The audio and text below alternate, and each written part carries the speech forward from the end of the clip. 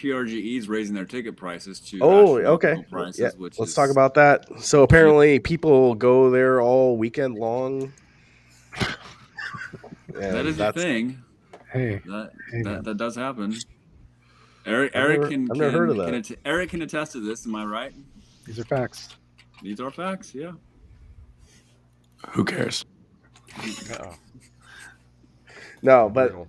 why do you think they're raising their prices? Is that just So, minimum wage in Portland, or they're just or they well, need it's to not. It's buy not more the. space? I don't think it's not so much that they're raising their prices. It's the amount that they're raising their prices. That's the problem. Is because this year they opened up the show floor on half of it on Friday, Hmm. right, Eric? That's what it was. The Yeah, arcade and half the floor on Friday. arcade and half the floor on Friday, or like a Yeah, third of it or something. a Substantial third. amount. Yeah, and then Saturday they just opened the whole thing up, and then Sunday was the whole thing. But it, a weekend pass for Friday, Saturday, and Sunday was $65. 60. Um, Well, with the fees and everything else. with the fees, and with the fees for next year is $93. For the 3 days. But for Friday, Wow. they are opening it up. It looks like all the whole like at The whole noon it's floor. all day. But Is that I is don't. that the early bird prices? Like you can buy them now. There's no Yeah, discount for that. these Well, are the early bird prices. yeah, or you could. There's not Holy. really early bird prices. You can buy them online, or you can buy them at the door for $5 more. Stop spending your So money on stupid I'm shit. just that's like a 35% increase for for these tickets, which is pretty. That's pretty high up there, I think. It's a little more like half, more like a 50% increase, right? Because 60. we're going from $65 to It's like, $93 yeah, it's like a 40-something% increase. to It's just, for 3 days. So I don't know where they're coming up with this, which begs which now the question is, are they going to charge vendors more? And vendors are going to have to compensate that price increase.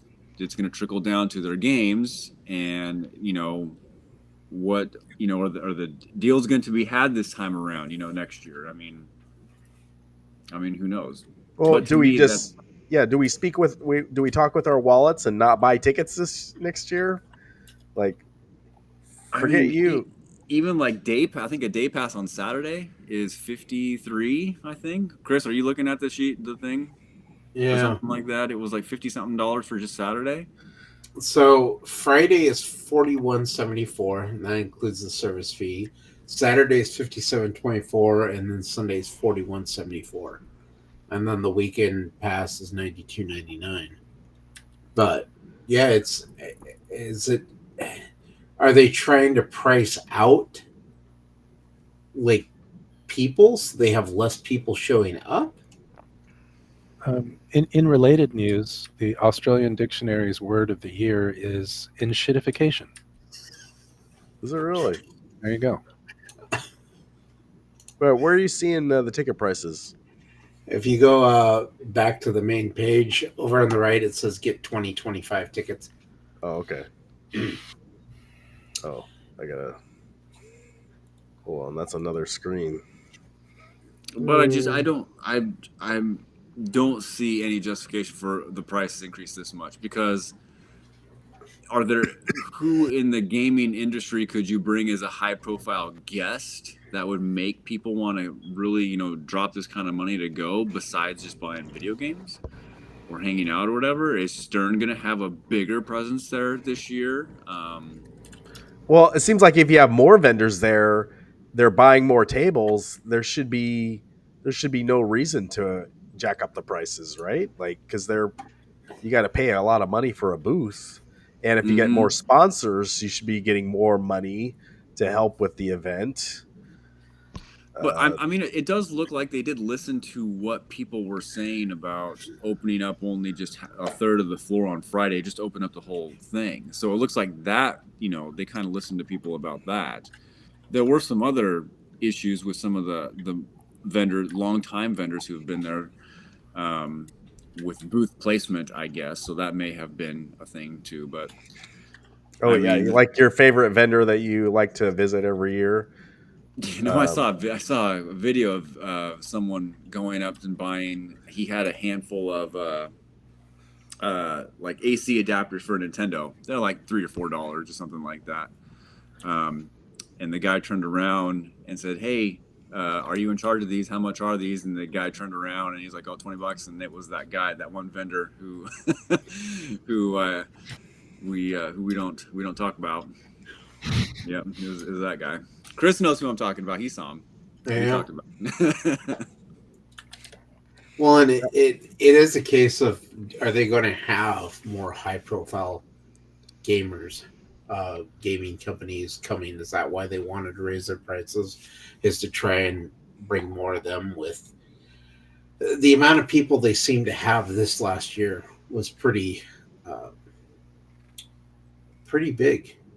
So do you bring Nintendo and set up a wing of the convention floor like they did at PAX? Do you do something like that to kind of justify the cost of something, raising it that much? Do you bring Microsoft, because like the gaming companies that were there, the big one, it was what, Atari was there, Yeah. and who else this last year that were name Stern Pinball was the only other one. yeah.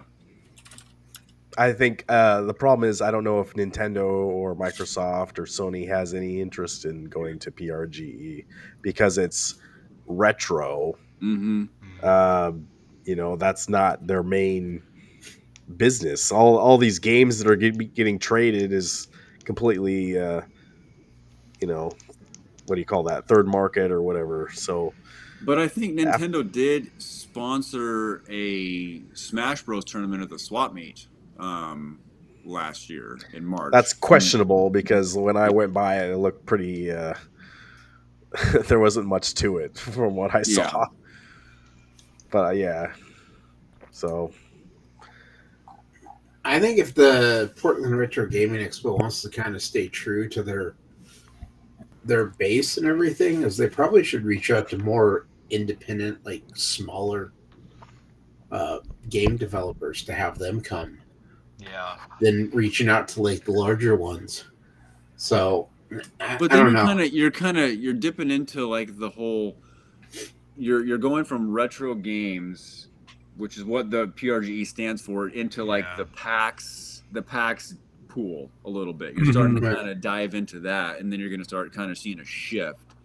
So you kind of want to keep, I can understand seeing a few, because they did have a few of the developers out there that had their own games, and I think what was it, the Toxic Avenger people were there, and I think there was another Graveyard game that had the arcade thing or whatever. But for PRG, you don't want to get so far away from what you were brought up with, which was retro gaming. Maybe that shift that you're saying is inevitable, though, because physical media is ending, right? Pretty much. Nope. So No, it's not. Liar. Okay. So like, what's the show gonna look like 20 years from now? Are kids now gonna want to go to a retro gaming show when you can't buy physical games anymore? What are you gonna play? Like, what are we collecting? Well, it'll be an antique show, right? It'll be there's like Antiques Roadshow. Yep. Like, and all senior citizens, we're gonna be going there with our walkers and. But to be fair, that would be okay. That NES copy. Yeah, that's great. And my son's gonna be looking at me like, what are you guys go have fun, like, How much were tickets to Game On? I think the VIP tickets that we got were, just hey, look, the Raging Hemorrhoids here. Because I'm just trying to price what PRGE is relative to other convention shows that might be similar, right? Mm-hmm. And Midwest Gaming Classic in Milwaukee, which I believe is an Algonquin word, is $110 for their from Wayne's World. I believe it's $110. It's $110 for their 3-day pass, and that's PRGE is still cheaper than that. Yeah. So maybe they're just leveling. I don't know. Well, maybe we need to make a stink about it, and We'll I don't know. Well, Voice our opinions. This says there's Okay, there's another one. 350,000 square foot trade show for the Midwest Gaming. How big is PGRE? Keyboard Chris.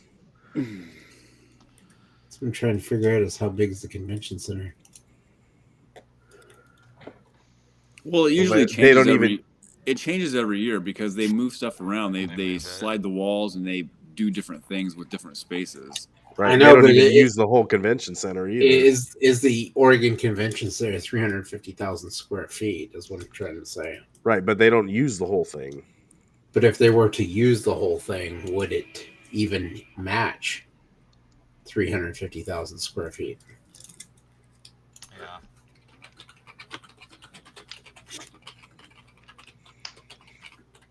I think don't know. you I guys don't are the know. first people. Eric was Game On bigger, like building wise, like from one end of the floor to the other compared to PR to Oregon? Not this year. It Okay. wasn't. Yeah, the Oregon Convention Center is only 30,000 square feet, so I don't. Maybe the people that run PRGE did like a poll of all the other retro conventions around the United States and found that they were undercharging everyone, and we need to raise our Yeah. prices so that we're more. That's what I'm saying. That's why I looked at Milwaukee might be more closer to the average. Yeah. But Game On, Game On for their 3-day passes this year are $63, not the VIP stuff, but just. So their price compared to PRGE from last year then. From last year, yeah. Yeah. So maybe we should. I'll make a spreadsheet and I'll get all the 3-day passes per square foot, and then we can compare this things apples to apples.